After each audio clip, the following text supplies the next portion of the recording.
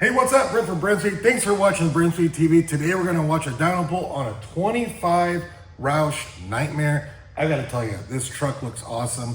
I love it. 5-liter Coyote. We installed the Roush Supercharger. Hey, if you haven't subscribed, notified, stay up to date, have dug with me. Let's go check this out. All right, I realize this is a Nitemare, but those of you who have like a 25 F150, it's basically the same truck you have from an engine standpoint. What I'm getting ready to show you work for you too. I will put links in the description of the Supercharger.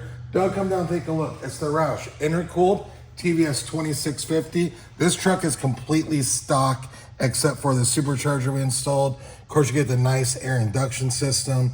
It's a complete kit. It also includes a Roush 3-year, 36,000 mile warranty.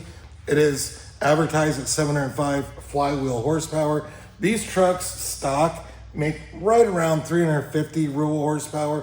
We're gonna see what it makes on the dyno. And of course, you can email quote@brentspeed.com. What's this cost to get installed? We typically have these in stock, ship it right to your door. Check out this dyno pull.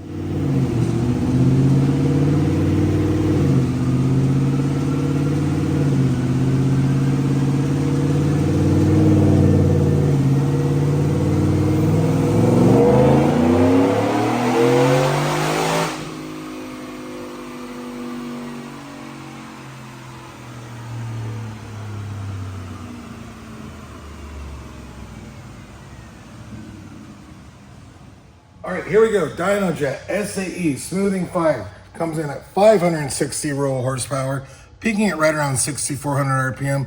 Torque 485 at 5,200. Boost is hitting 12.3 PSI. We are running 93 octane on this truck, and this calibration from Roush is designed, it is for premium fuel, but you can run 91 octane, that works also.